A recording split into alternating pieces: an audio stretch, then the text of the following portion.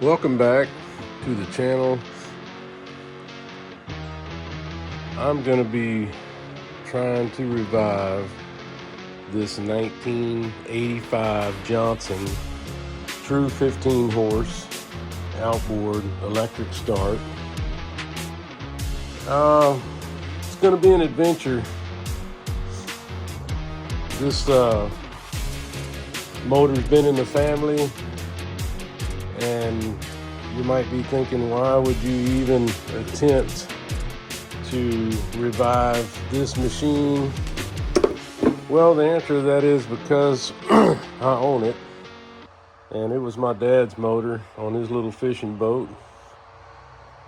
So in lieu of throwing it in the trash can and going and picking up a $400 or $500 motor, I'm gonna attempt to get this back to its former glory.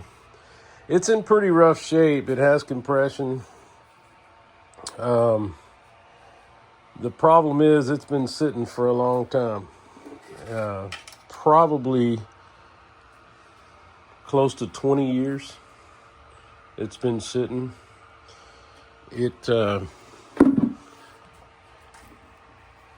It spins free. It has compression. I'll be checking that in more detail.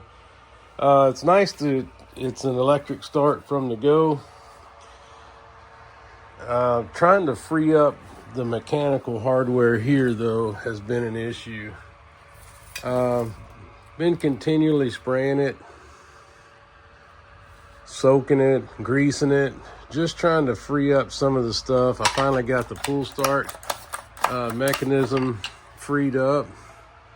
I went in, took the air box and choke lever and air mixture screw out, and it had dirt daubers all up inside of it, inside the carburetor. So, you know, this whole thing's gonna come apart. One of the biggest problems I have right now is I'm just trying to free up the mechanical part so I have carburetor action. You can see in here, there's been a lot of repairs done to this thing over time. And one of them is right here. You see all that copper wire wrapped around that roller actuator, that little roller cam actuator. I didn't think I was going to be able to find some of these parts, but I did. I found that part, an original part from OMC. Nearly every piece of wire in here I'm going to yank out. All the fuel lines are terrible. The coil packs, the wires, even the wires down here on the coil packs, you can see are just disintegrated.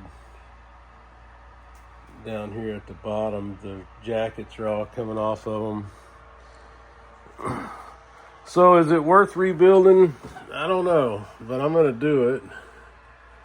Almost every fitting is fighting me. One of the most interesting things is this tiller handle.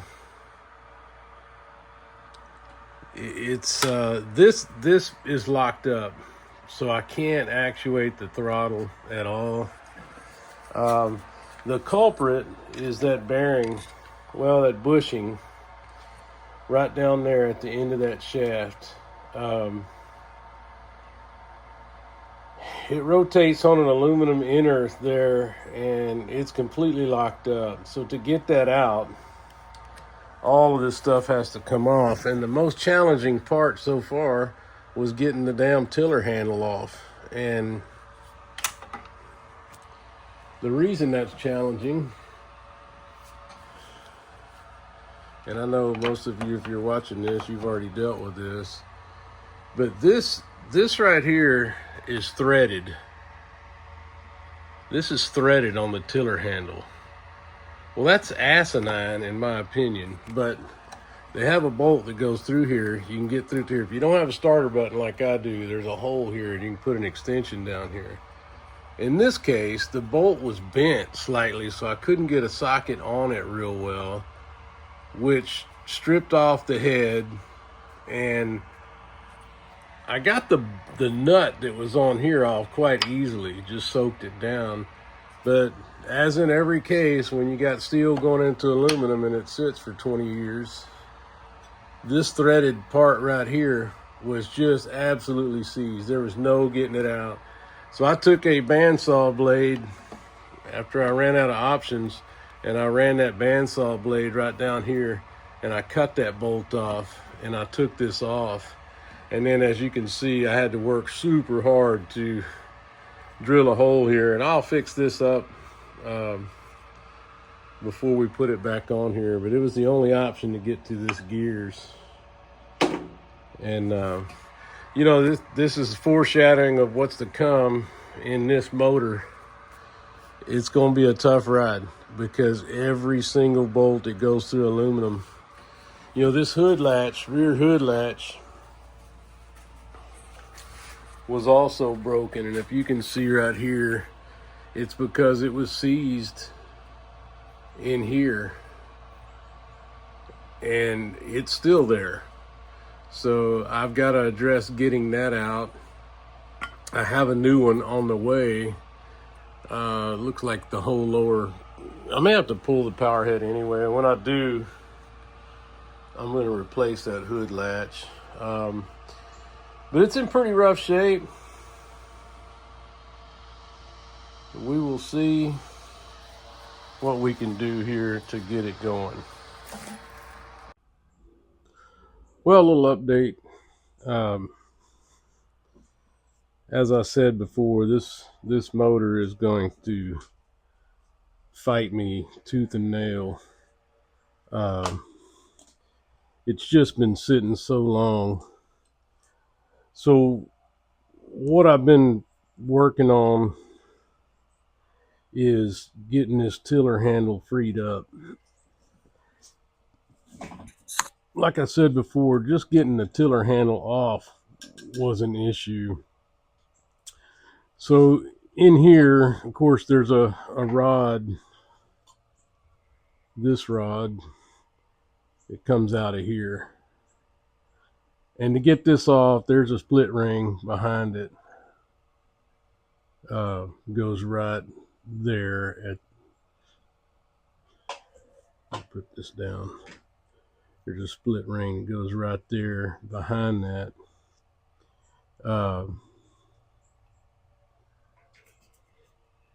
So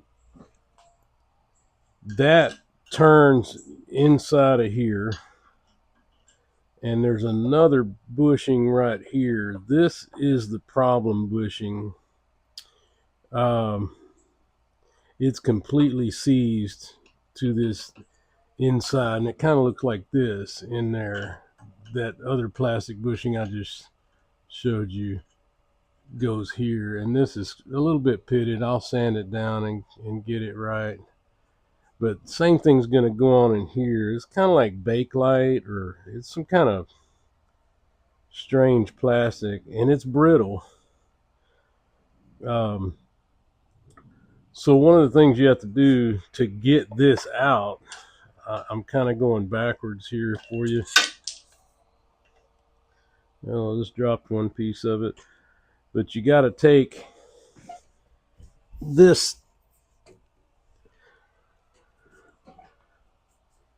piece is got to come out of the bottom down there, right where you see that sprocket down here.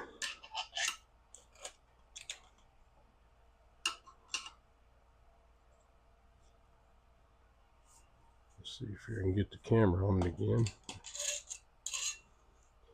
Right there where you see that sprocket looking thing. So this piece sits down in it, and it's kind of a bear to get that off. You got to move your accelerator bracket. You got to remove this. You can remove one.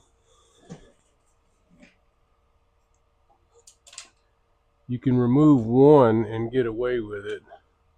You see, I've got them both hanging right here. I've got it hanging, but that accelerator bracket, it comes off right here, You got to take the little cotter pin off of here and drop that bracket, and then remove this piece. And then you get down in here where this is sitting in the bottom, and that little plastic bushing right there, it's pretty hard to get it to come out. So what I did, you have to reach down in that hole down there. I made a piece of wire, it looks like this, and I stuck it down in that hole, down inside of this thing, and you can put some pressure on it and just yank it up, and it'll come out of that. It'll come out of that sleeve down there. It just sits down in there. You just got to take that wire and pull it up and take it out of there. So then I thought, well, I got all that stuff out of the way.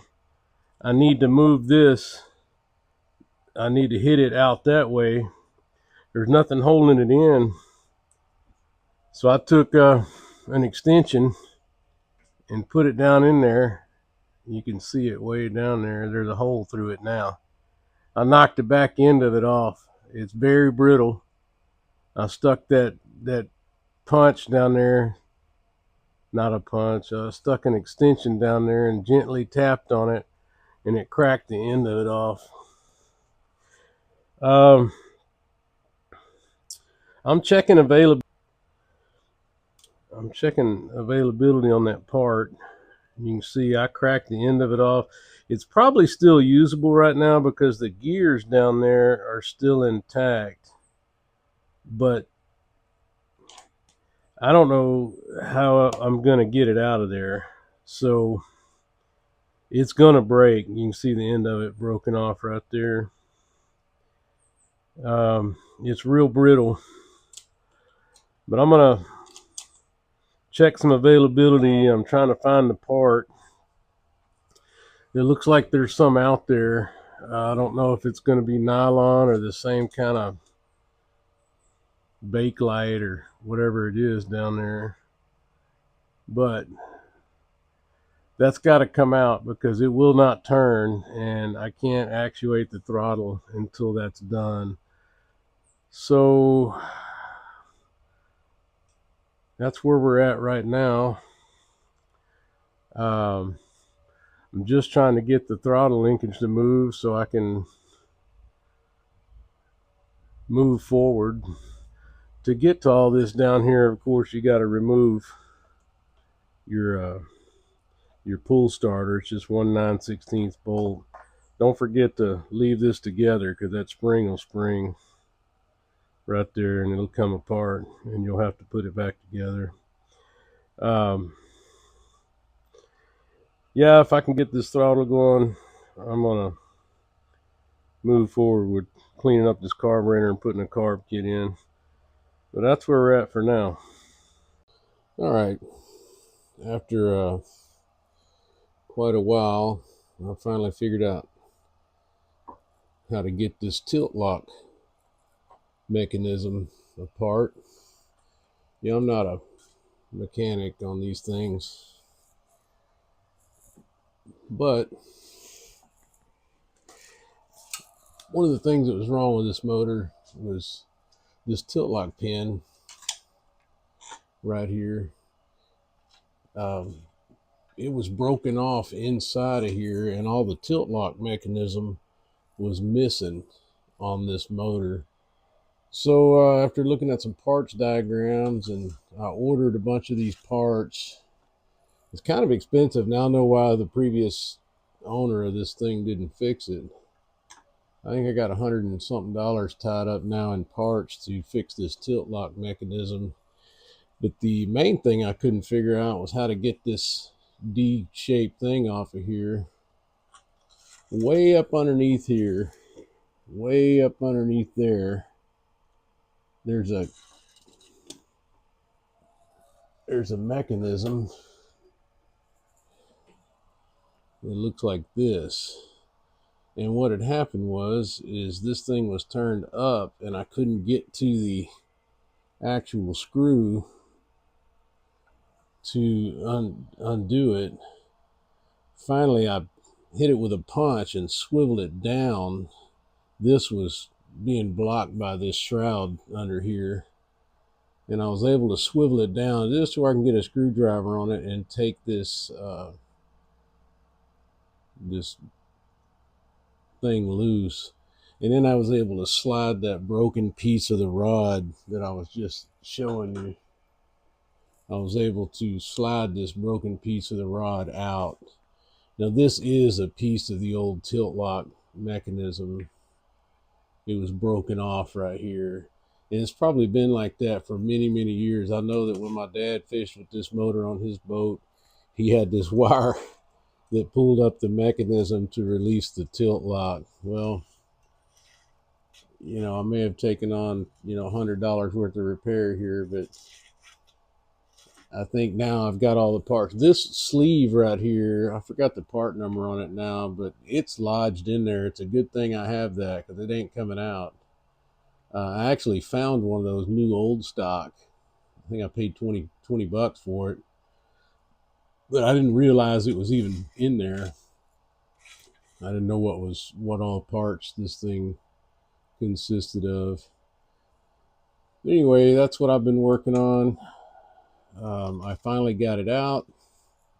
I'll have the parts in a couple of days, and I'll put this tilt lock mechanism back together. Everything else seems to be complete. You'll learn the things I'm working on right now. I've got new wire sheathing, new coils. I'm going to yank out all these wires. You can see right down in here the insulation is just cracked off all these wires.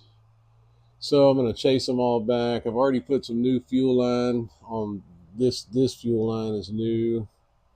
I've got a fuel rebuild kit coming. I've got the rest of my linkage coming, so I can put my tiller handle back together and all the gears inside. It was missing a starter pawl, the little red piece that goes in here on the starter. I got that coming with the spring. And I've just been generally cleaning it up because it's going to get painted and the whole works. I'm trying to get all the mechanical parts freed so that I can start to work on the motor. I can't even really turn it over without a battery. I guess I could have done that or a drill up here, but figured I'd just wait and get some of these parts in. I got the idle adjustment screw and mechanism in today. It's going to go over here because that was missing. That's about it for now. But it's coming along. All of the mechanism is freed and lubed up, and the lower unit seems to be intact. There's no water in it. The gears freely move. I've got my new, I bought a new roller cam bearing to replace this thing, idle adjustment. One of the things I noticed though, and maybe one of you guys can tell me, this piece on my motor is not adjustable. I see all the replacement ones have a pivot in here and they're adjustable, and there's a screw here to adjust this idle out. I don't have it on here unless I'm looking at the wrong side, but I don't see it. This piece doesn't seem to be the same as what I'm seeing replacements for. I don't have an adjustment screw here to adjust that. I don't know if that's a part that they just changed after the production of this. Maybe if one of you guys knows, you can give me a shout. But it's this piece here, and the piece I had, there's nothing wrong with it.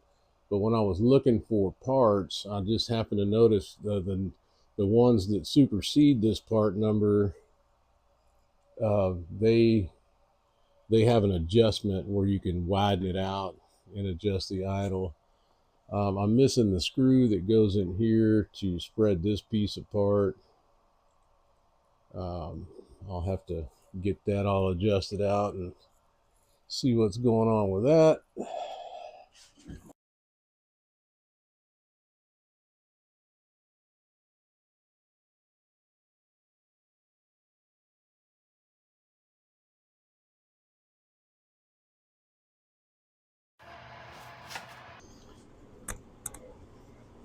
Well, continuing on with this problematic motor here. So I started to see I needed to replace these coils. All the wires are deteriorated. The back is sticky and coming apart, and I figured while I got this thing all apart, I would go ahead and replace the coils. What I found was this particular coil has been superseded. I think the one that came with it came with boots on the end like this that plugs into the coil. Either somebody has replaced this with a different part number, but this has wires coming out of the back of the power pack. Looks like the old boots have been cut off. Well, these little end pieces right here are about $7 a piece, and then the boots are about $7 a piece from OMC, from Johnson. So then I thought, well, I'm going to replace the whole power pack. A new power pack comes with these boots on it and everything. But because these wires are all deteriorated and everything, I just built some new ones. And I got these boots off of Amazon. I think I got 8 of them with the little 90-degree connector inside for $7. I just heat shrinked them up real good, put the wires in them. I'm going to go ahead and replace these with this, and I'm going to go ahead and see if this power pack's going to work when I start this up. But I had to do something to connect these wires to the new coils that aren't here yet. When the new coils get here, hopefully these fit on there all right. I just trimmed the boot a little bit. They were spark plug boots, and heat shrunk the wires on there real good. And I'm going to replace those. We'll see how that works out. Other than that, I've been working. The problem with buying these crappy tilt position bolts is they break off. You can see down here. This one didn't break off, but it seized into place down here. This rod seized into place, and it is absolutely seized. It's one of those pin lock styles that you see for sale everywhere. See if I can get you over there. Here it is down here. That style, and that rod has deteriorated and seized inside of these holes. It's proven fairly difficult to get it out. I'm trying to push it out.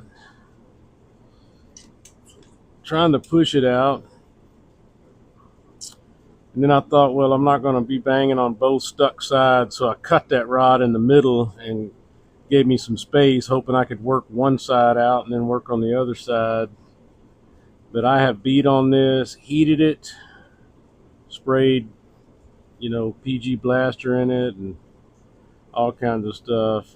Taking punches, just can't get it to budge at all. I've heated it up. I'm going to continue to work on it. It's not the end of the world, but it's got to come out. I've got a true stainless OMC pin coming, and I'd like to be able to run this all the way down in the bottom position. But it's proven fairly difficult to get out. I can't even get a drill on it to drill it out. It keeps slipping off because it's dome shaped. So I'm going to continue to work on that.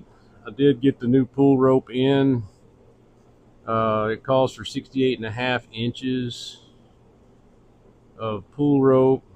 I got it all in and assembled. And I'm sure this is common knowledge if you work on these, but to keep this from falling apart, I just put a nut on it while I twirled this up so I didn't have to redo the coil spring. I'm not going to put that in yet because I still got a carb kit coming and still got all these other pieces coming. Still waiting on my parts for the throttle linkage. That's where we're at so far. I continue to clean up things and put anti-seize on things and get it loosened up. But we're moving along. Been working on some of the electrical stuff on this thing, and one of the things I found was this coils are deteriorating in the back. They probably still work. Like I said, I would have already checked these, but I couldn't get the throttle stuff to work. So I was just going around replacing all the stuff that needed to be done, like all these wires. And while doing that, I was looking at these coils and the wires coming out of the coil pack. This is a different style coil than this unit calls for. This is 582106. And I think these call for a different one. So I ordered different ones, and then I realized that the new coils have boots on the end coming from the power pack. I'm assuming somebody cut them off. Looking at the wires, they cut the boots off. I went and looked for these boots and all this stuff, and there's about $20 to $30 from OMC. I ended up making some leads. Now, if the power pack's bad, the new power packs come with these boots on them and everything. But just to save a little money for now, I got some Amazon boots and the little coil connectors. I think it was $7 for 8 of them, and I trimmed them down to where they'll fit. Made some nice little leads that I'm gonna put on the power pack to come over to these new coils. We'll see how that works out. But yeah, it's the little things that add up on these things. I'm gonna go ahead and change the coils out. Try to use the original coil pack or power pack. Finish changing out all these wires. I'm still waiting on a multitude of parts. I did get the rope in the starter. I'm not gonna in the pull starter. I'm not gonna put it on. If you do this quite often, I just put a nut on the bottom of here to keep this assembly together while I was spooling up the rope. My carb kit ought to be here next. I'll take the carb off. Like I said, it's the little thing. That little screw that adjusts this roller cam thrust bearing here, or whatever they call it. Just a little screw in it. This one's missing and this one's broken, but just a little screw in it's like $10 from OMC. I'll find one that's made out of stainless that's close enough to adjust that cam roller. Other than that, I've been working on unseasoned stuff still. I've been trying to get this pin out down here on the bottom. This was a tilt pin right here, and it is absolutely seized in there. It's one of those cheap tilt pin. Looked like an old Amazon pin, but it's not stainless. It's some kind of steel coated with something. But it's absolutely corroded and locked in, and I've heated it. I've beat on it. I've twisted it. I cut a section out of it, so I was only pushing on one side at a time, trying to free it. It just will not come out. Now, this boat runs about up here on this boat, but in the name of trying to restore this motor to its original condition, I'm still trying to get this out. I guess I could cut it off flat on the inside on both sides, but I'm going to try to get it out. I've continued to heat it and spray it and bang on it, try to twist it out. It ain't coming out. That's where we're at. I'll finish these. I've been resheathing all the wires and putting new ends on everything and changing up all the wire. slowly but surely coming together. I'll check back in when we get some more parts. All right, so I've been working on this tilt trim lever, trying to replace it. You can see the blue here, it's Evinrude blue, but got all these parts off of eBay. There just wasn't a lot on, there wasn't anything on YouTube in reference to this. Like I previously mentioned, this was missing on this motor. This shaft was broken off inside of this bushing. Now this bushing is seized in here, so I couldn't change it. I was able to find one, but it's seized in there and it's fine. So, you know, without this, it's all kind of janky. It had a thing here to get by. You know, like everything else on this 1985 motor, just to get this bar on here, this lock bar, this starboard tilt lock bar, I had to take this off, and this was very difficult to get out. All this stuff is seized into the aluminum. I was able to get this out. I backed the nut off. I used finally some coil, which is pricey but worth every penny. This coil was the only thing. PB Blaster, nothing else I used worked. But I took this coil and treated it a couple of times, and then took my torch and I heated the area around it real well, 2 or 3 times actually, and then I took a punch, backed this nut off to protect the threads, and I took a punch and I hit it numerous times until it finally started easing out. Now I took a drill, cleaned up the inside of that hole, applied anti-seize and some other stuff, and was able to put it back in and mount this tilt lock piece. Now, as you saw before, it was very difficult for me to even figure out, number one, how to get that screw out. I think somebody put it in upside down. This piece right here was turned around this way, and there's no way to get a screwdriver to the top. So while it was in there, I hit it around this way and took it off. Now, according to the diagrams, it actually goes like this. But there's some kind of spring between this and the opposite side of this bushing on the other side. And I'm going to try to figure out exactly what it does. I noticed when the old pin was in there, when I pressed in on the pin, when I pressed in on this, there was some spring. I don't have a service manual or anything that describes what this does, and since I wasn't working with the one that I took off of here, I got to figure out what orientation this goes into so that I can get under there and put this in the right way. I searched and searched for videos on it, so I couldn't find it, but when I figured this out, I had to figure out which direction this goes in, and apparently the spring fell out when I was working on it, and so I was able to find some parts, diagrams, and this is too heavy of a spring. I did trim this spring down to the right. It's about 3/4 of an inch long according to some people's diagrams.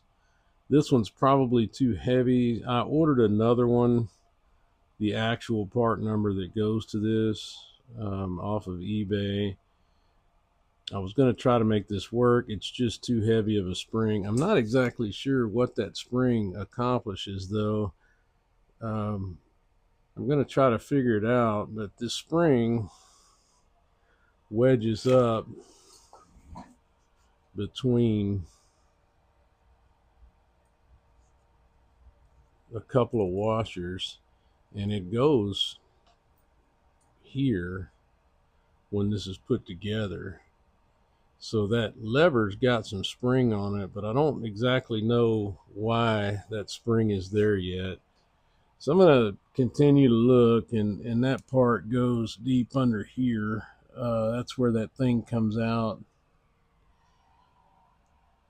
Anyway, let me try to fiddle with this and see if I can get it on there. And when I get it on there, I'll get back with you. All right, what an absolute monster to get this tilt lock lever in.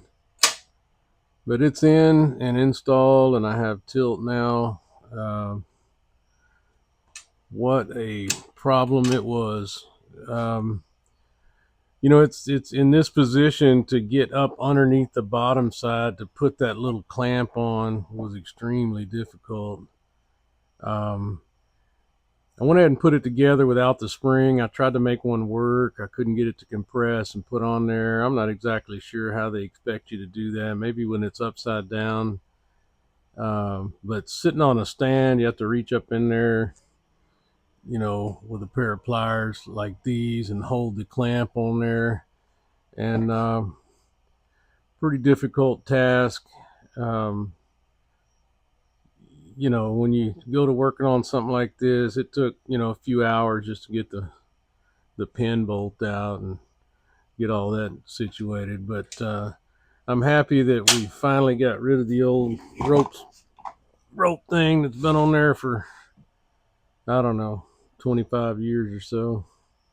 That's how he was getting it done. But it's all put together and looking good. We're to the point now where I got my carburetor kit in. I think I'm gonna start working on that carburetor kit next. Got all my new coils in, my boots that I made, got all that stuff worked out. Fuel lines are in, except for the front one. I'm gonna rebuild the pump here because I know the diaphragm's got to be bad in it. Just looking at the condition of the hoses, got to replace that other fuel line. I'll do whenever the carb comes off. Got my rope in the pool starter, got her all sanded down, got the decals off for the most part. So as these parts come in, I'll be getting the rest of this done. I'm still waiting on my tiller handle parts. Some of them came from a long way off. As soon as I get my tiller handle on, I'll start trying to finish up the rest of it so that I can go ahead and turn it over, get it started. I was just trying to get some of this other stuff out of the way while I was waiting on the tiller handle. Ordinarily I would have already done this, but I couldn't actuate the throttle at all. So, you know, this old motor's missing a lot of the mounts and all the brackets that hold all these wires in. I don't know that I'm even going to worry about that, but if I do, I'll try to get them ordered up. You know, if those upper seals are bad under the power head for the water, I'm going to change the water pump. If I'm not getting good water out of there, then I'm going to go ahead and pull the power head and replace all those grommets under there. They're known to go bad, apparently. I think I've got all the wires replaced that are bad. But that's where we're at.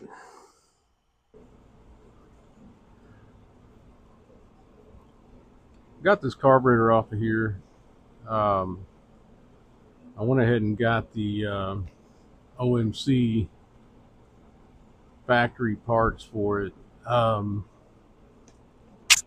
You know, being as this carburetor sat for 20, 25 years, Fortunately, there was no gas in it. I've sprayed some carb cleaner on it and some other stuff. It's pretty rough just because it hasn't moved around. So all the parts are freed up, and it's not terrible. The only thing, there's some corrosion in here that I'm gonna clean out. The emulsion tube. Um, One thing I'm not clear on is I don't see a screw down here to take the emulsion tube out. I'm not sure how it comes out.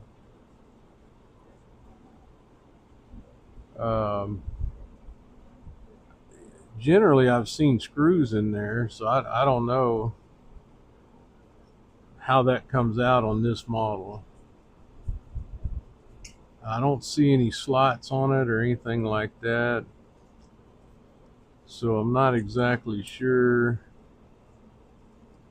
if it's missing something or what. I'm gonna go ahead and just clean it out and try to roll with it.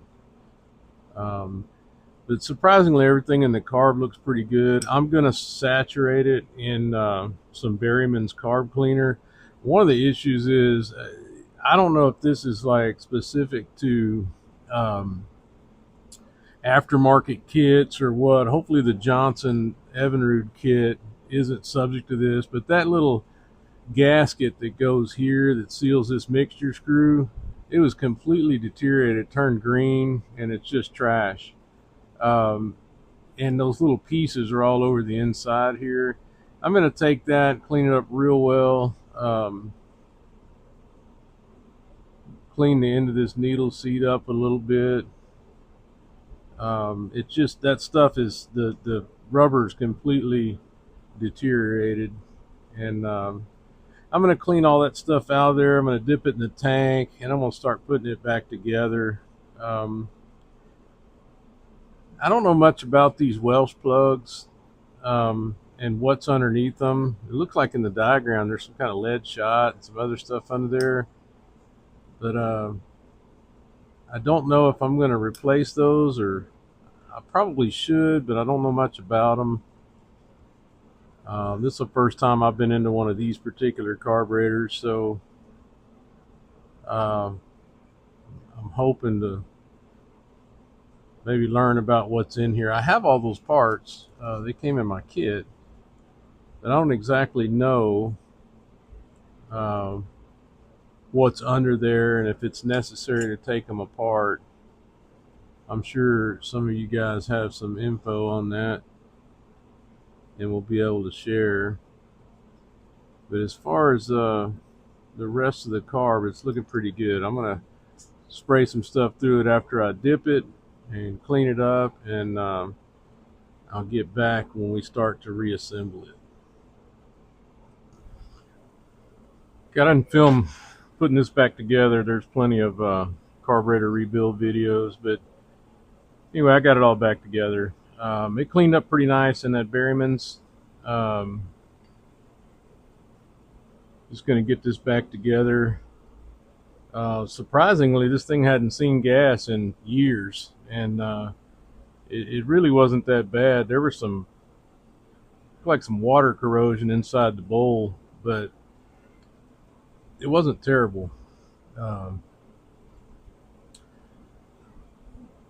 the only thing I didn't do was replace those Welch plugs. Like I said, I'm not exactly sure about those. I see a lot of people don't do it.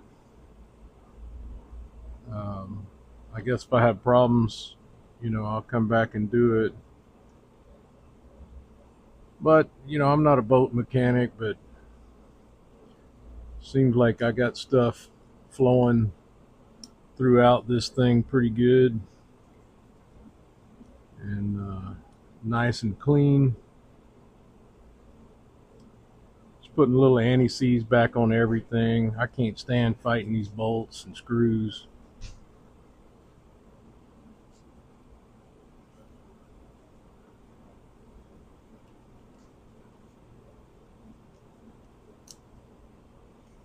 Okay, if you're putting, I got my got that bushing in down there. So let me I couldn't really find much on this when I was looking on for videos. But if you're wondering how to put this thing back together, there is a dot right here, and it lines up in between with a raised portion on that other gear down there. And if you start looking at it, you'll see that one of those dots falls in between the other one, and there's only one way to put that on. And when you line that up, it lines it up perfectly where it should go, so you get the full range of motion. I didn't really, I had to look at it pretty close to figure that out. You can't see it from here, but trying to get you down in there so you can see it. I was wondering how it lined up, but you see that little raised edge right there. There's a little nipple coming off the one that's uh, vertical, and then on the gear that's horizontal, there's also one. They go together, and when you turn it, it gives you the full range of motion. It's kind of similar. This is also when you put this handle back together, that straight portion of that spline goes in the straight portion of this spline. So that's pretty self-explanatory when you put it together, and it's all lined up like it's supposed to be in the proper throttle position. So if you're,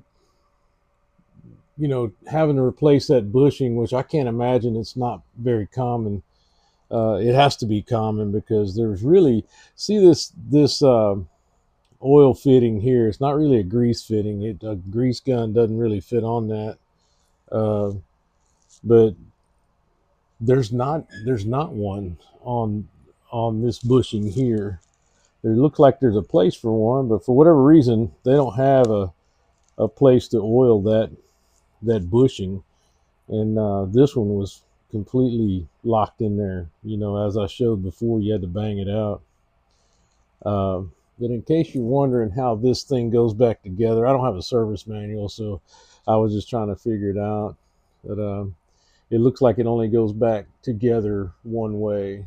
And just waiting on a nut for my tiller handle that I tore up. I think I'm going to put a Healy coil in it. We'll see how it holds up with just a nut on it. But yeah, for now, it's time to start putting some things back together. See if we can get this thing to crank so I can move forward with it. But let me get a couple more of these parts on here. Okay, so we're going to rebuild this fuel pump. I've never done one of these before, so hopefully we can get it done. I know there's some springs in here, and there's a lot of parts to this thing. You can see all these diaphragms and gaskets and stuff. So hopefully I can get this done without destroying it. But we're going to try. I guess I could buy a new one if I can't get it to work right. So I'm going to try to lay these out in the order that I take it out, starting right here.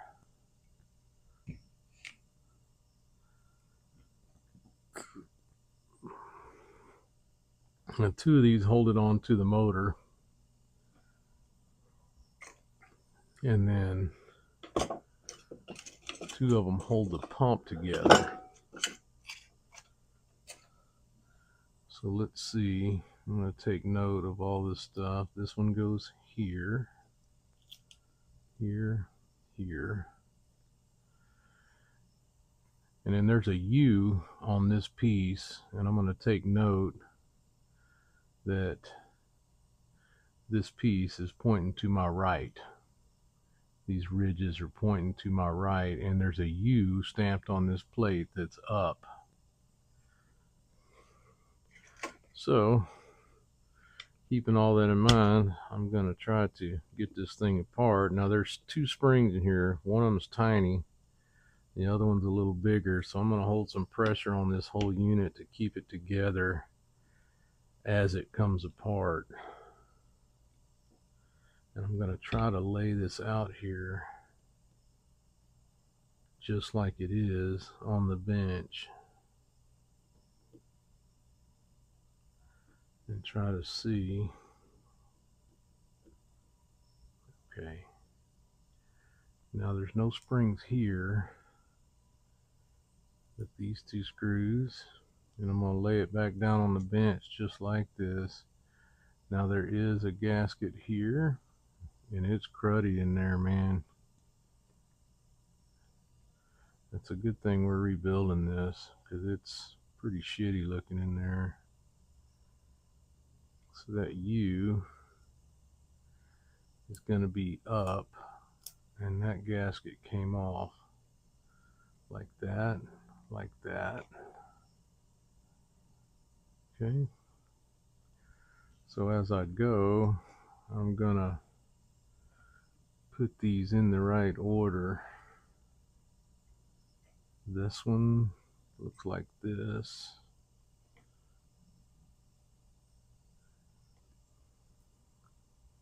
and then this goes like this.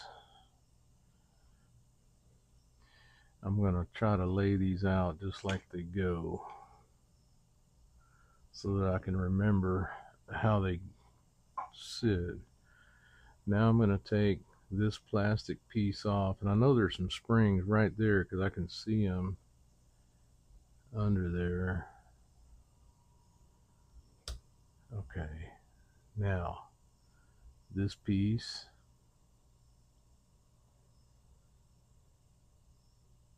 goes here,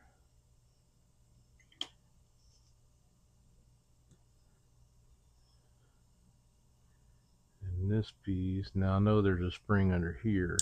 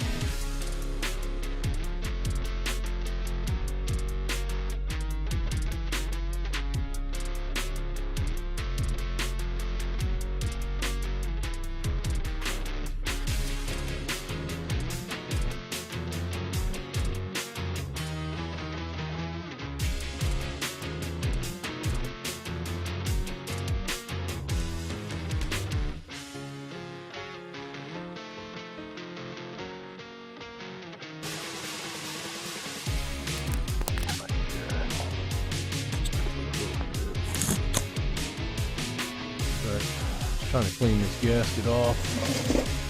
We'll grab some like 400 grit or something.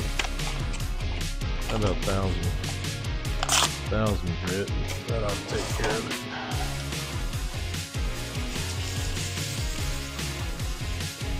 Get that cleaned off the best we can.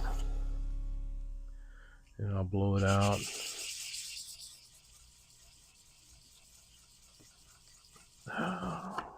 Hope I'm not destroying that.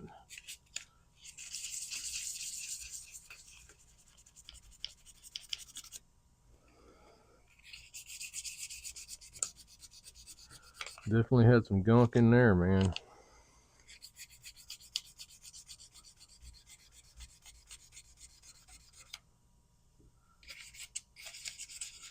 Maybe I can get that cleaned out with some carburetor cleaner. I think I got most of it off. I scratched it a little bit with that razor blade.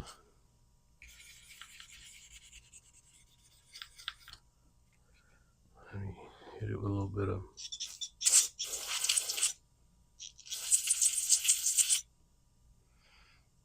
carb cleaner here and there.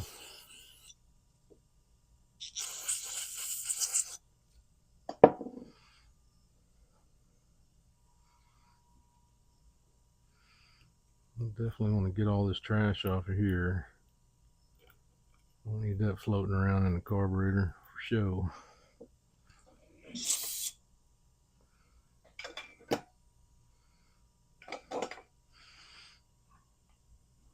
little bit more.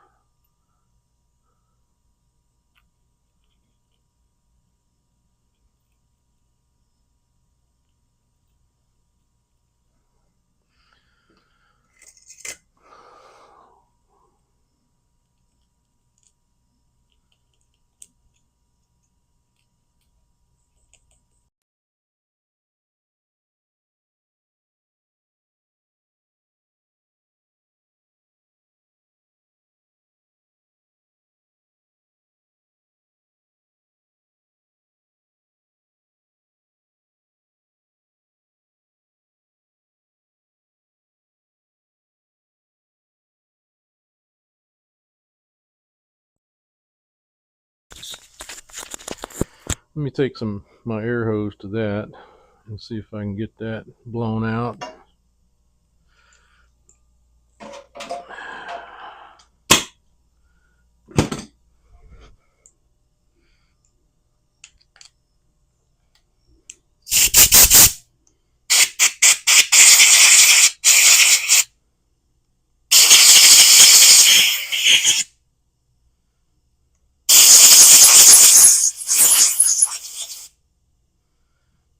Okay.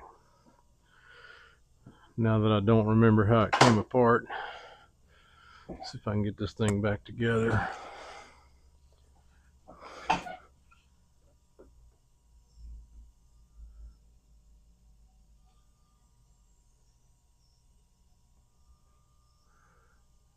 know I'm going to put that one there. I know that big spring, wherever the hell it went,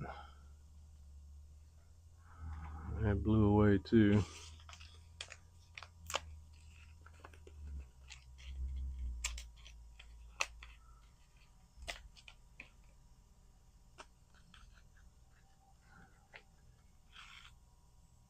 Okay. I think that cup goes down like that. Now,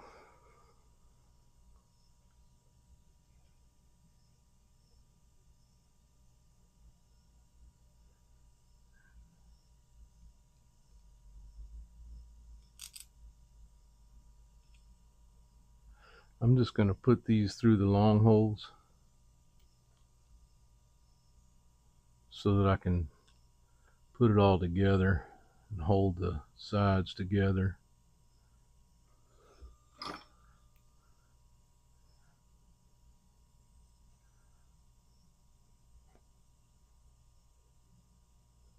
And the way I understand it is this is getting to be the difficult part here.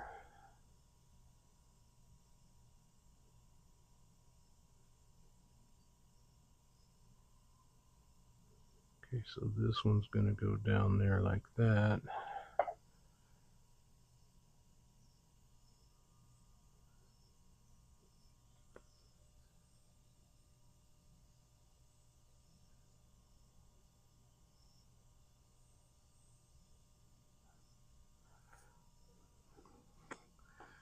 Well, I don't remember how that one came apart.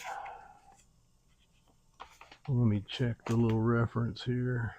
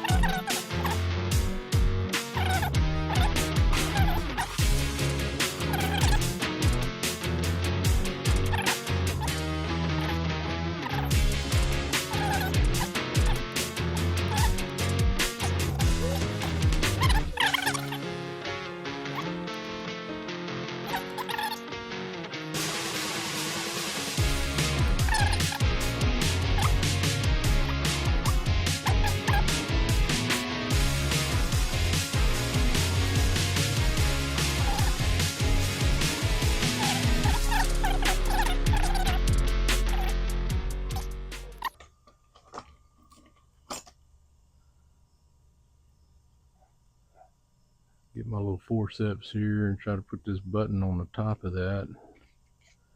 That's tiny, man.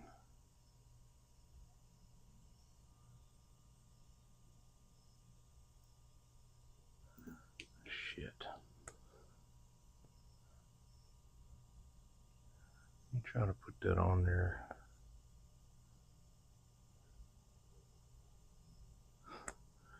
It don't fit on there real good.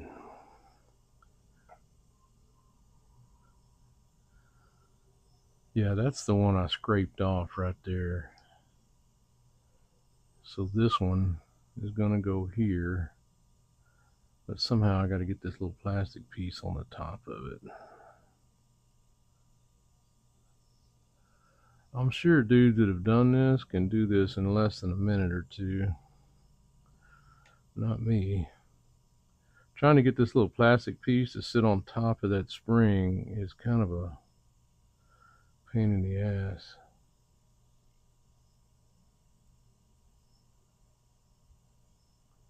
I got these forceps to do it with, but that's not going to work.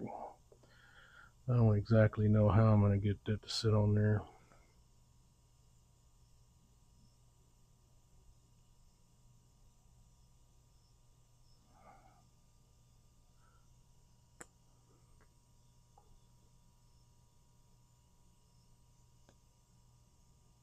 There's no way I'm going to be able to keep that together. Damn it.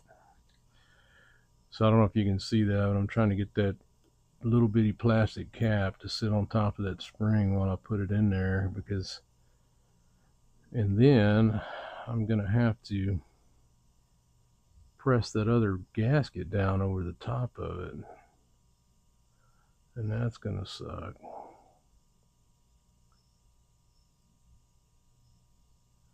Okay, one more time.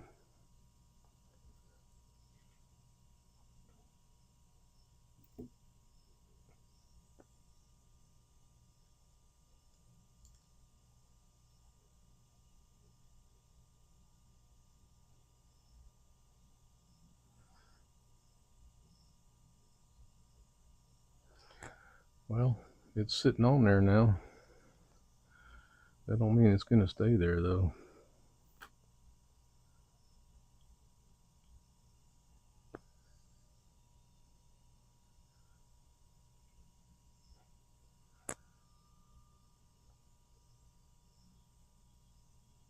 It's not.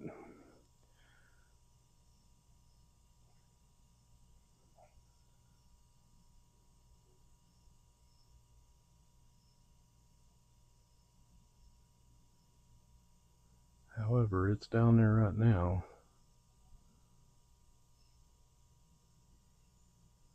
I don't know how I'm going to get that to stay though, bud.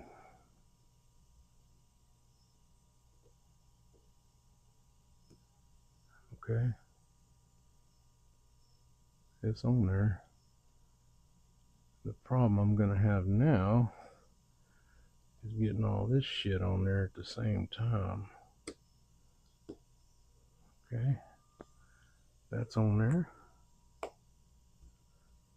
I need that to stay, but I don't have any screws long enough. Okay, maybe I can put the screws in it. I got this one. Now I got this one. If I can get that on there, holding that down, and get 2 screws in it, I might have done this.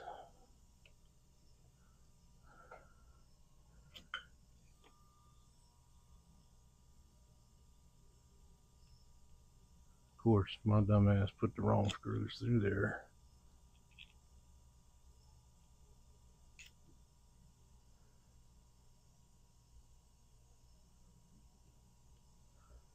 I need the short screws here. Right there. Nope. I need the short screws.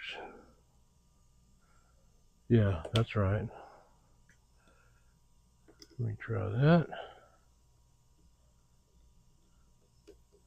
I got that short screw.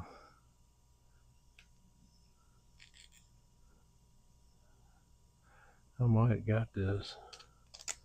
We'll see. I saw the spring in there, and it was right under the diaphragm. That's going to be a freaking miracle right there. If that works, that's going to be a miracle. That was kind of a bitch to get that done. I think it's golden. We'll see. I know there's a way to test this. Here in a minute, we'll blow through it, and you should be able to blow through one and not the other.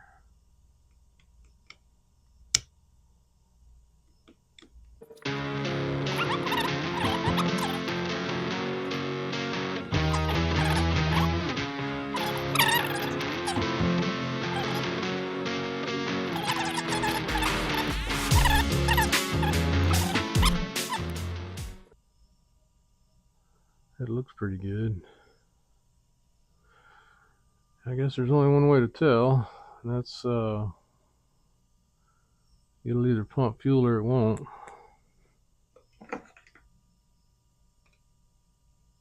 I know they say not to tighten that down very much, but it feels kind of janky. I don't want to crack that little Bakelite looking housing.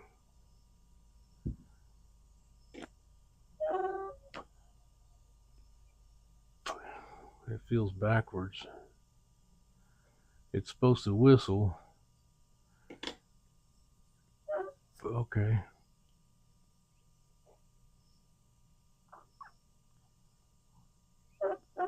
That's what they say it's supposed to do. I gotta check. Air dome spring, air dome support. Well, I don't know. But this one was trashed. There's no way. It's like brittle and hard. No way that was going to work. So now I might have to take the damn thing apart and do it again. But that's crusty all in there. I can hear it crunching up. There's no ply to that at all. The spring is all deteriorated. Just a lot of garbage in here. These gaskets seen better days. No ply to them at all. So I'm going to try that and we'll see what happens, man. Like I said, I've never done one of those before, but getting that back spring in there and then holding it all together. I had the short screws down there like an idiot, but if I'd have put those long screws in there, I'd have had them all the way up here the whole time, and I could have done it and put the short screws in. Hindsight's 2020, but we'll see if this works, man. I'll report back. I didn't film putting it back on there, but it's not that bad to rebuild that fuel pump. I'm sure somebody that's done it before probably do it in 10 or 15 minutes. I had a little trouble with that spring in there or what have you. Cleaned off the surfaces real well. So where we're at now is I got all new fuel lines. I got coil wires we talked about before. Boots, new boots over there. Plug wires. Got the carb kit in, completely cleaned up. Before I do anything else to this thing, I'm going to put a water pump. I'm going to take the lower unit off, put a water pump in it.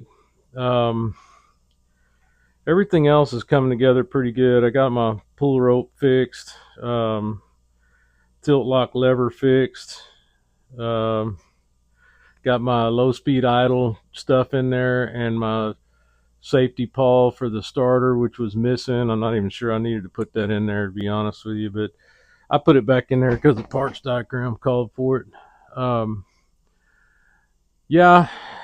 Granted, the power pack's still good in this thing.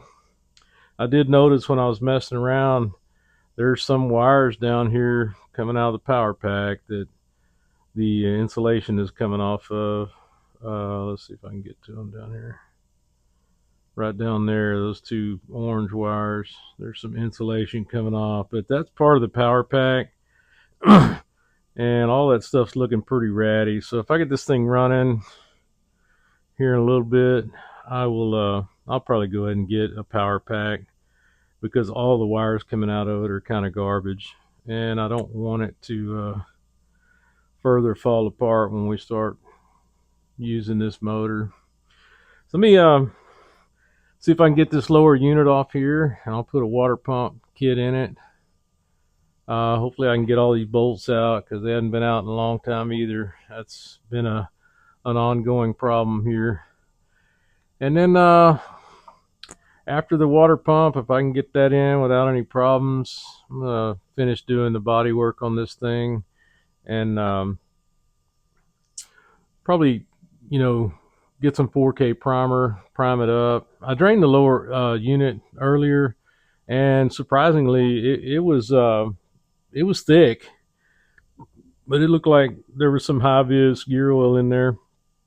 Didn't have trouble getting any of the plugs out. I noticed it was missing the gaskets, a little neoprene or whatever goes in there. I don't know what came in their factory, but it was missing those in both plugs. No water in there though at all, which is surprising. I'm going to take the prop off, service the prop a little bit, 4K prime it, sand it, block it, and then I'm going to go back with the Johnson paint that's correct for the year. I was able to get some new old stock stickers for this motor. Hopefully they're still adhesive, because the box is from like the 80s. I don't know why people still have that stuff sitting around, but I was able to find the whole factory sticker set for this thing. So I think I'm going to go ahead and go full Monty on the paint and try to get it back looking good. And anyway, I got to start it up before that happens to make sure I don't have to pull the power head. I wouldn't mind pulling it anyway. I just kind of wanted to see it run first. But if I can pull the power head, I'll strip it down and paint it. And while it's apart, I'll do the rings and everything else. Might as well. I am concerned about that grommet in the top, where the water pickup tube connects to the top. The way I understand it, those go bad, and based on all the other plastic in here, it's probably bad as well. That's where we're at. Let me see if I can get this lower unit off here. I talked a little bit about it before, but I think I've got $619 in parts. Not all of it probably had to be replaced, but like I mentioned before, I'm trying to build this motor for me, not to flip the motor or anything like that. So, everything got replaced. Coil packs, I didn't even know if they were good or bad. I just went ahead and replaced coil packs with CDI coil packs, plug wires, boots, coil boots. A lot of the missing parts were just super expensive. Some of the little washers and stuff like that are $8-9 a piece. Did I have to do that? Probably not. I made a couple of things. I made some of the things I had to work, some washers and stuff like that, but they're like $8, $9, $10 a piece if you get them, the specific shoulder bolt washers and stuff that goes on there. But all in all, I didn't pay anything for the motor, so having a $600 reliable 15 horse electric start motor, it'll probably be worth it. So we'll see. I'm trying not to get into this motor anymore. I don't really want to spend $1,000 on a $600 motor. So we'll see where we're at. I'm gonna try to get this lower unit off here.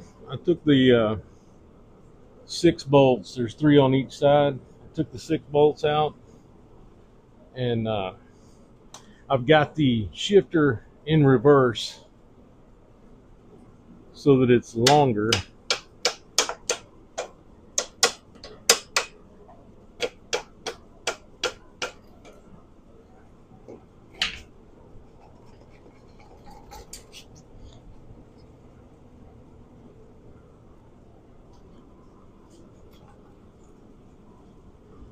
Let's see if I can get this off here.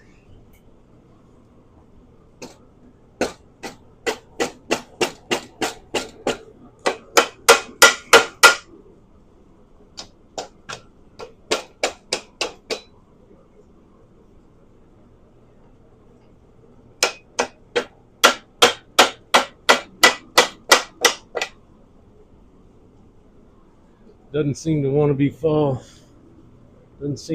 fall down enough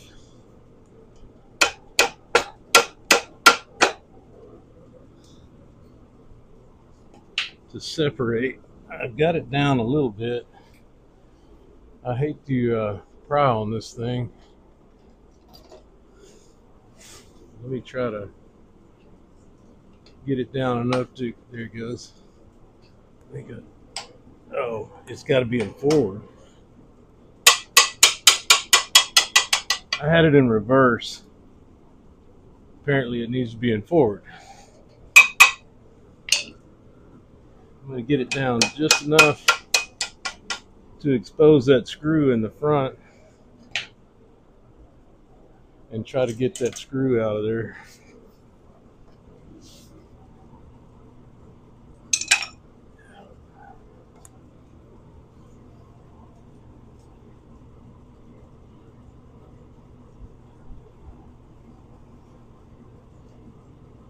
Okay, it looks like it's been replaced by a hex head bolt. I'm going to try to go ahead and apply some coil to it to make sure, because it looks pretty crusty. The ones I've seen before had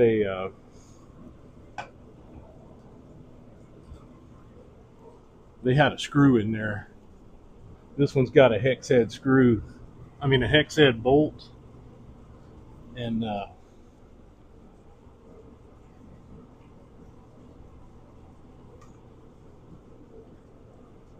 see if I can get you in there. This one has a hex head bolt in there. Maybe somebody cannibalized this machine. I'm starting to see that there's a lot in this thing that's been gone through.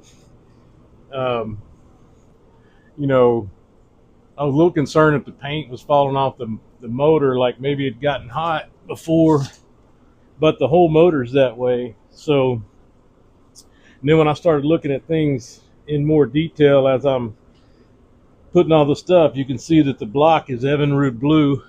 So this thing's been around the block apparently before my dad got it. He bought it in a box of parts and had somebody put it together for him.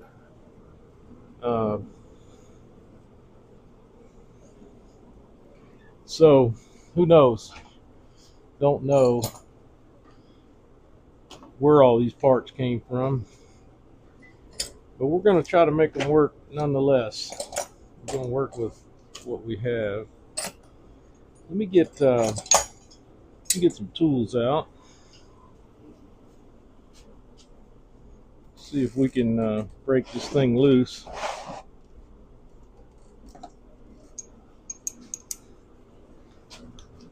Looks like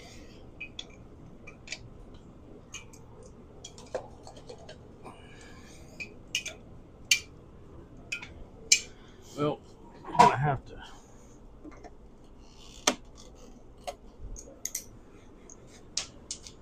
get in here with something. That's why I like the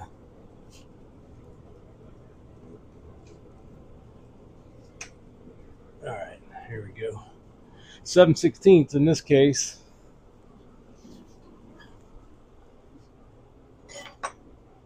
I guess you never know on this motor. Hopefully this comes out okay.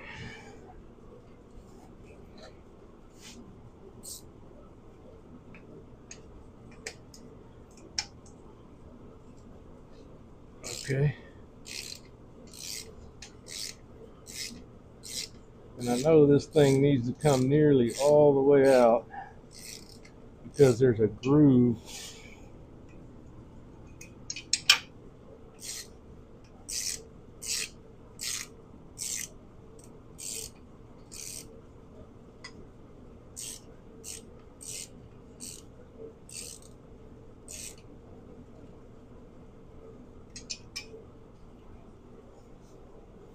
in that shaft.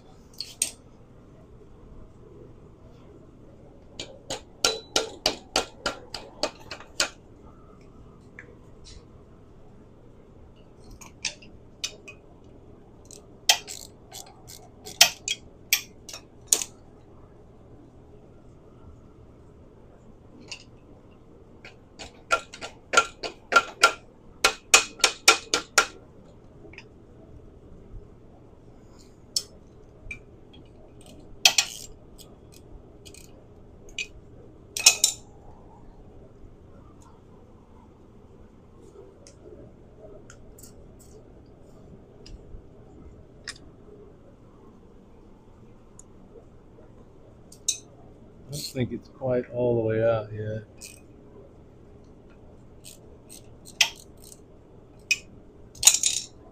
There we go. Has to come nearly all the way out. It's not as crusty as I thought, but as I did think, these grommets are really dry. That makes me concerned about the grommet on the top end even more.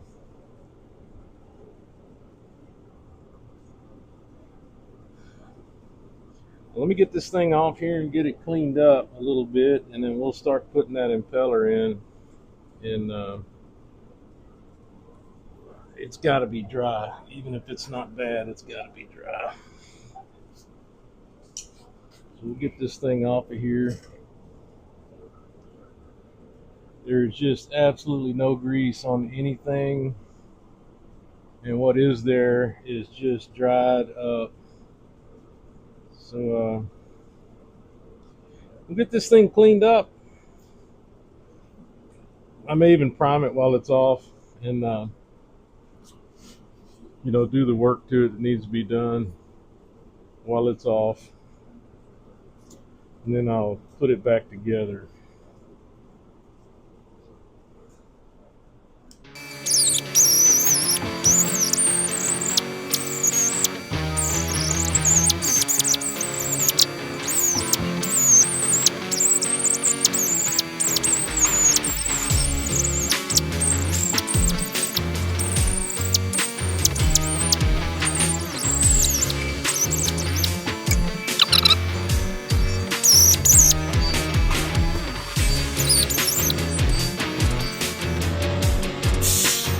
Alright, sorry about all that noise. Part of it. That's good. That's good. That's good. Could it be? All four of them are alright. Get in here and take a look at this at least 25, 26-year-old impeller. See what's going on with it.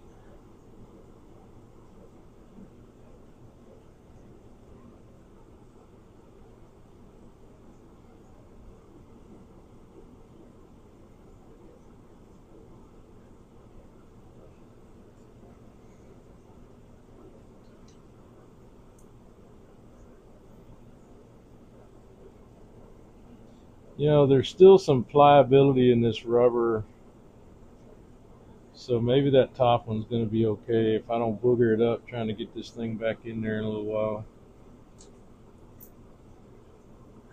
Still think I need to pull that power head off, just that I didn't want to do it again before I started it, see if I had other problems.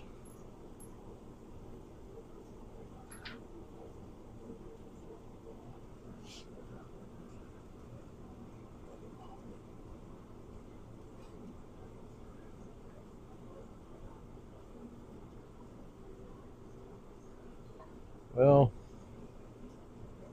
it's not terrible, but the impeller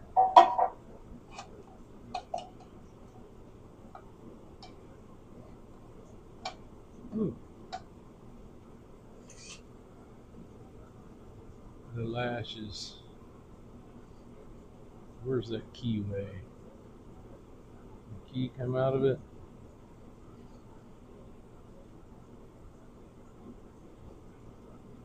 I don't see the key.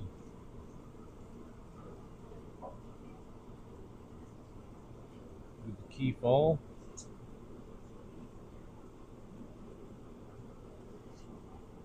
I don't see the key at all.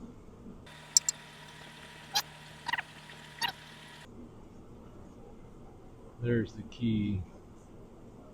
I don't think that's the proper key. In fact, I know it's not. Somebody didn't have the right key.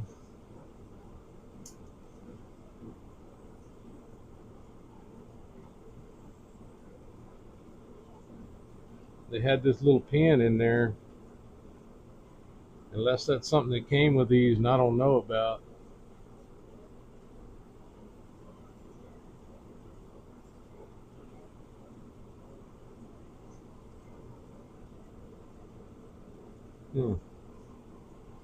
That doesn't look like the key that I think is supposed to be in there. It should, the way I understand it, I haven't built one of these, but it should be flat and not look like this. This is just a piece of little round stock.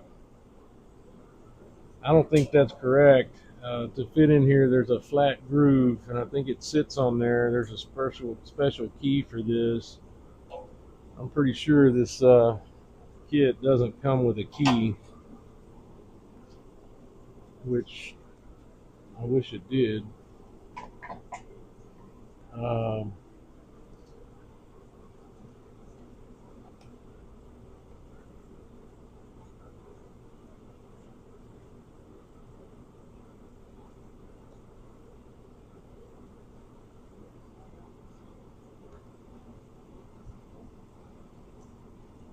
This doesn't look like the same impeller.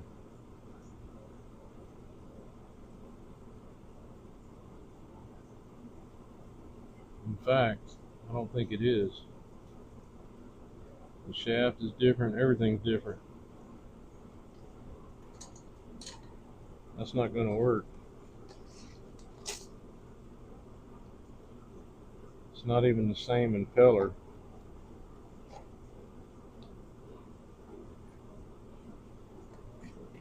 Did they change something here?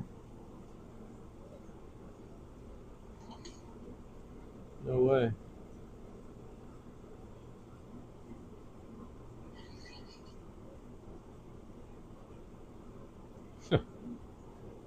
They sent me the wrong impeller.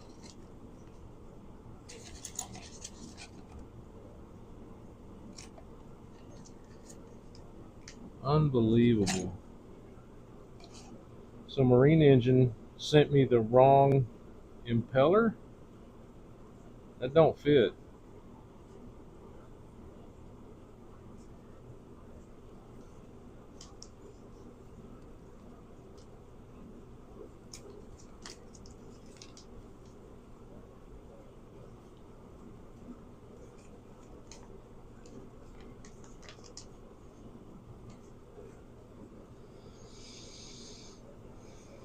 Yeah, as you can see here, marineengine.com sent me the wrong impeller. This is the impeller that fits in this kit, and this is the one they sent me. The shaft size is completely different.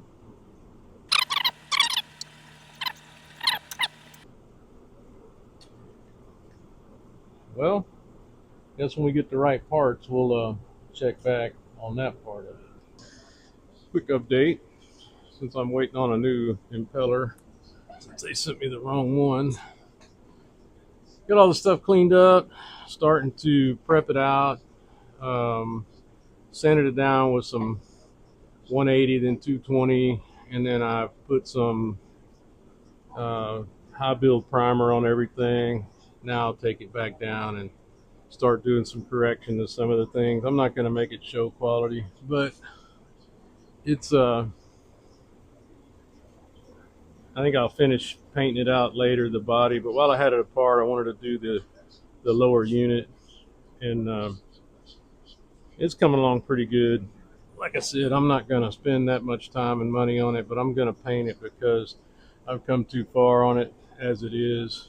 But just a quick update there. As I get these parts in, I'll finish up the lower unit and see if I can get it back together.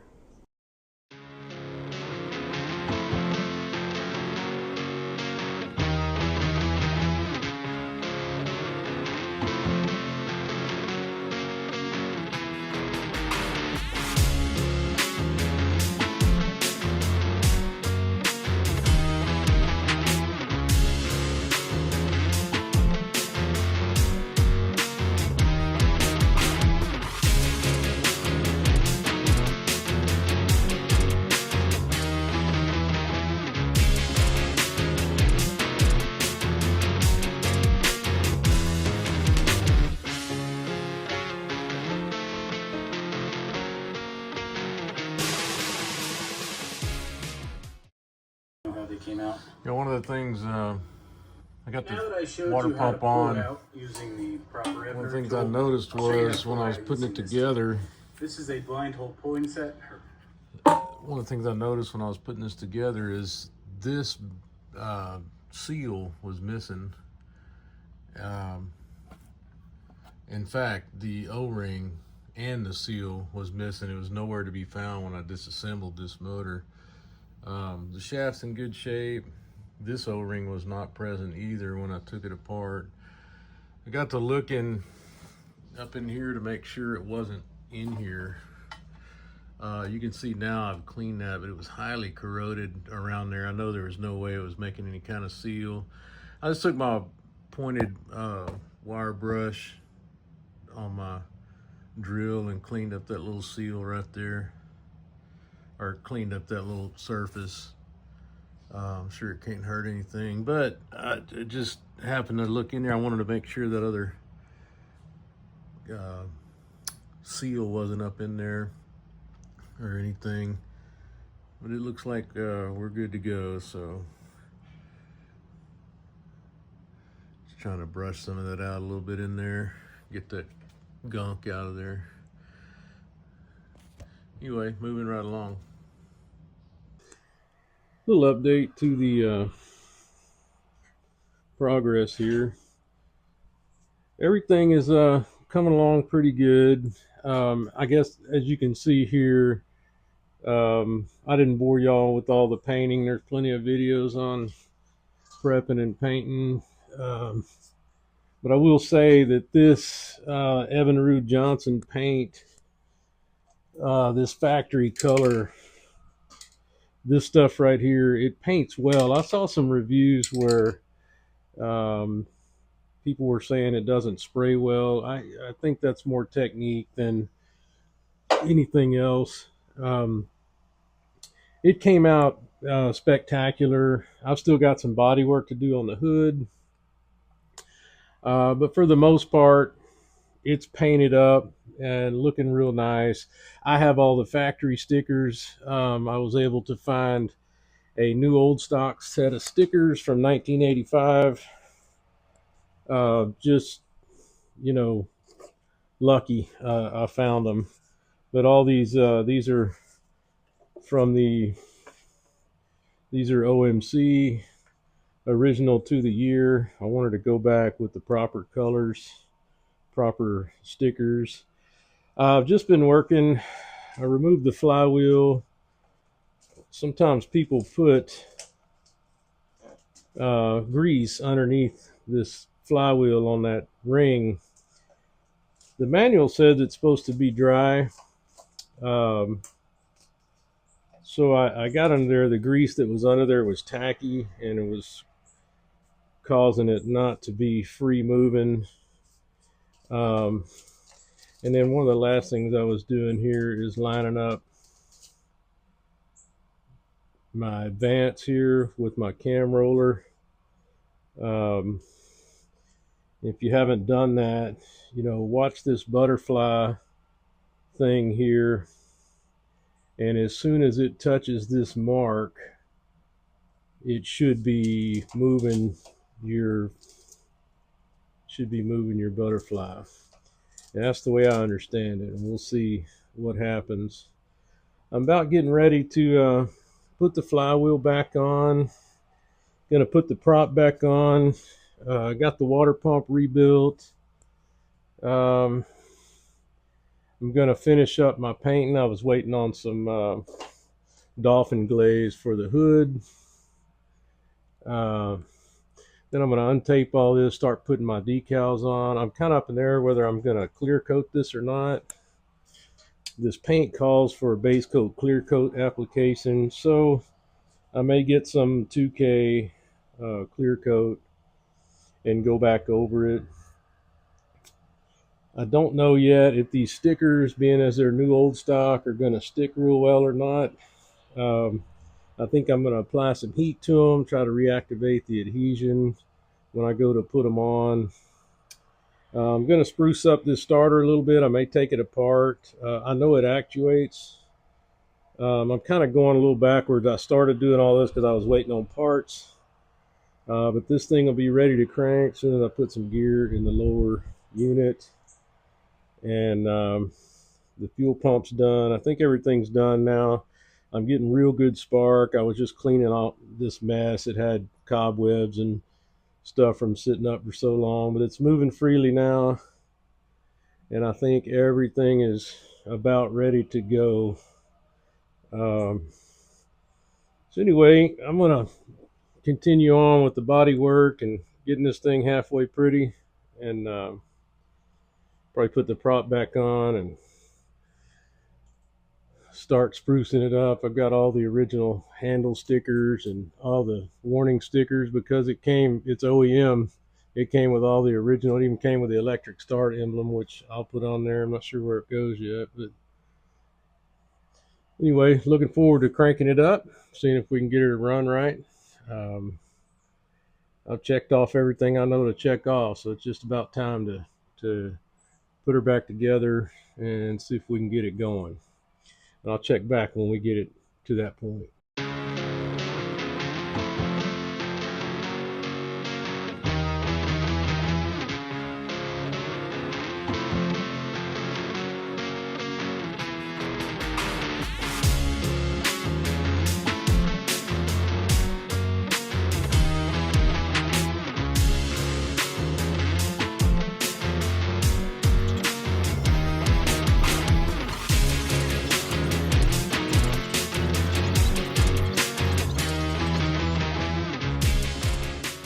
Well, it's time to start getting this thing ready to fire off. I'm going to go ahead and put some oil in this lower unit.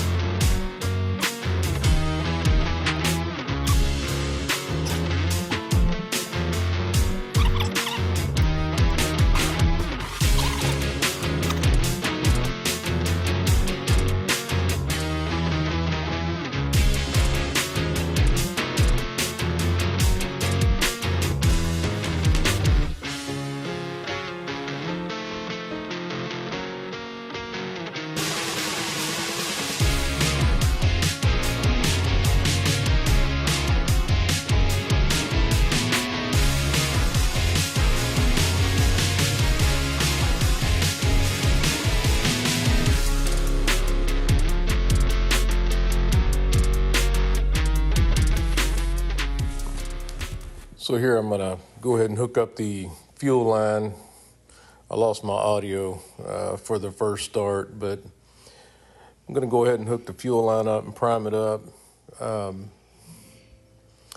The fuel pump held the prime real good. The bulb got tight, and I was kind of concerned after rebuilding that fuel pump, but the bulb firmed up real good. I'm checking for leaks there anywhere. All my fuel lines are holding, and I don't see any leaks going on. The bolt finally gets tight. I choked it, it bumps once, and I'm still running the starter, choking it again.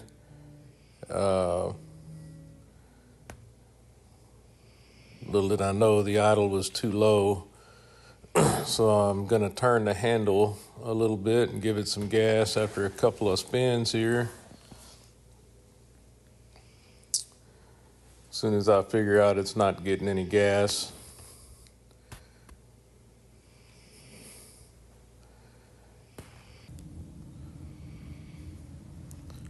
I'm gonna check it, and I think I had it in gear there and I couldn't get the throttle to turn because of the interlock. Check the plugs, make sure everything's right, give it some gas, and there it goes, firing off for the first time in 26 years. And I apologize, I don't have the video there, the audio for the video, but it runs pretty good. It cranks right on up once I gave it some gas. I'm gonna check the water flow, and I just put the pump in it and I wasn't getting much flow, so I'm gonna clear that hole. It did have some debris down in the hole. I didn't want to run it hot. Let's see if I'm gonna get the water to come on out this time.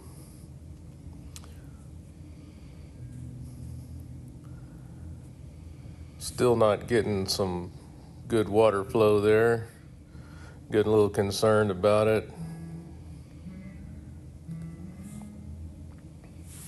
Eventually I'll blow some air through there a few times and it will start spitting it out. But it's actually idling, much to my surprise. There it is, going into gear, forward. Here I'm gonna add some more water to the bucket, and I'm gonna get something and try to clean out that water nipple. See if I can get it going again.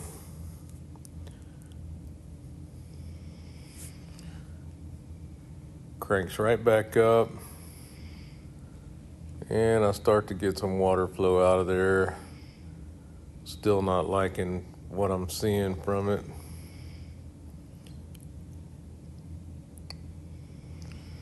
A couple of shots with an air nozzle and it'll start spitting it out again.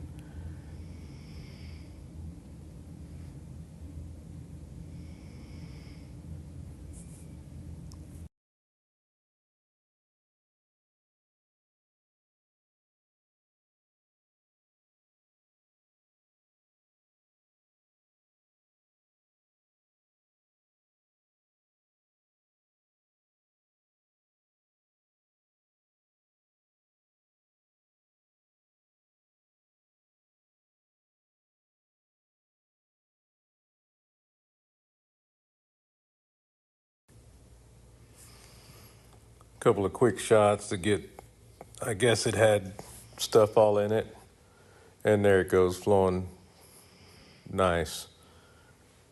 Little sigh of relief there. First I thought I wasn't getting good water flow and did something wrong with the pump, but there it is, idling. I'll put another clip at the end here so you can actually hear it running. I apologize. I let it run for quite a while and was satisfied that it was idling. I still needed to adjust the timing a little bit, adjust the cam roller to make it act right, and I'll eventually adjust my low idle screw to where I can't idle it all the way off. But all in all, I was shocked that it ran as good as it did.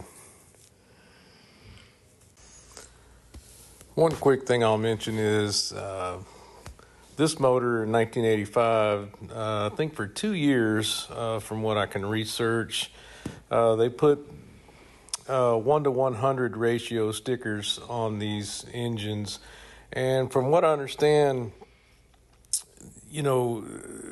they decided to go ahead, I think in 1986 or 87, to go ahead and change the mixture back to 50 to 1. Apparently, people were fouling the plugs when using them for trolling and stuff like that at low speeds with the 50 to 1. So they changed it to 100 to 1. And apparently people weren't mixing it correctly, and it was causing them some problems and doing some warranty work, burning up some motors. So they changed the fuel ratio back to 50 to 1 the following year. I mixed mine at 50 to 1, and and the oils that were around 40 years ago were not the same TW3 style oils that we have today. It's much better. So, according to all the research that I did, people are back to running these at 50 to 1, but it's certainly capable of running at 100 to 1 fuel ratio. All right, I lost my audio a while ago while I was getting it running.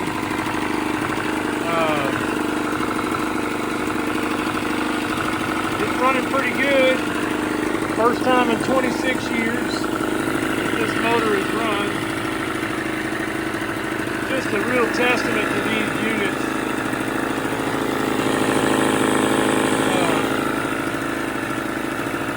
Had to do a last minute little idle adjustment.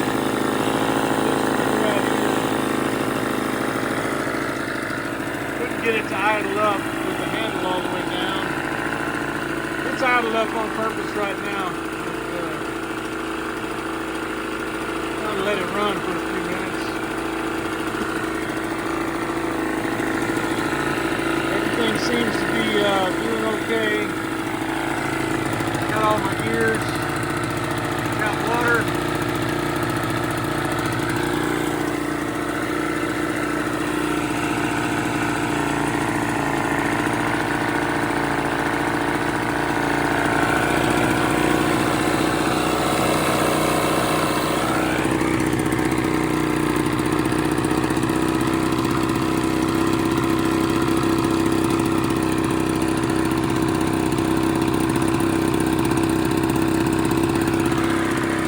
That seal at the bottom of the power head is bad though.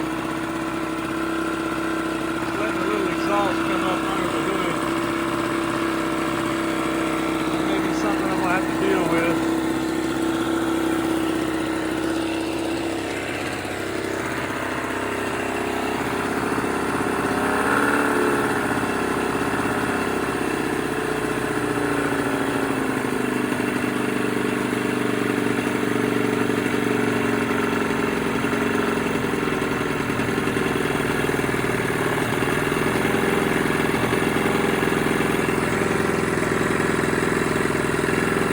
Let that water circulate through there for a little bit.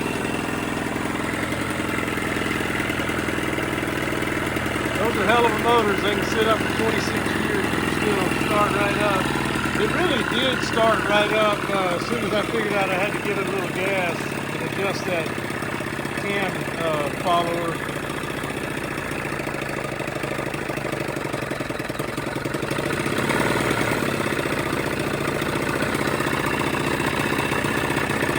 Seems to be doing okay.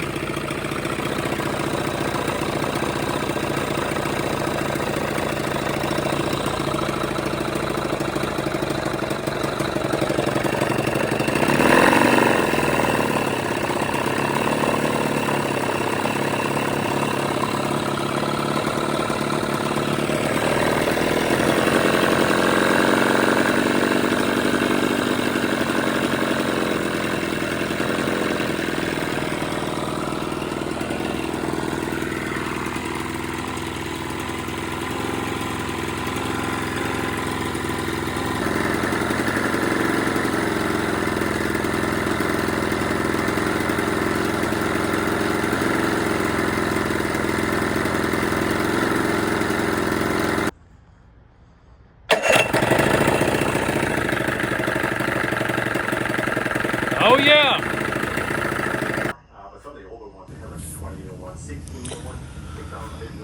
So here's the final product with the cowl on, new stickers. Like I said, the paint, I did not go with base coat, clear coat. I didn't put the clear coat on it. I just left it alone. The finish turned out pretty nice. And I just didn't want to spray anything else on it. But all the factory stickers, including the plate on the front, I had to buy a little grommet for the choke lever because it was loose in there. You can get those, I think, $6 or $7 on eBay. It goes right around that square choke tube. I just didn't like it rattling around. And starts right up, almost like new. So the boat project's next. I'm going to start on that. I appreciate you guys watching and sticking with me this long. I know it's a long video, but thank you guys so much for watching. And if you have anything to say, drop me a line. I'm learning, so be happy to hear from you.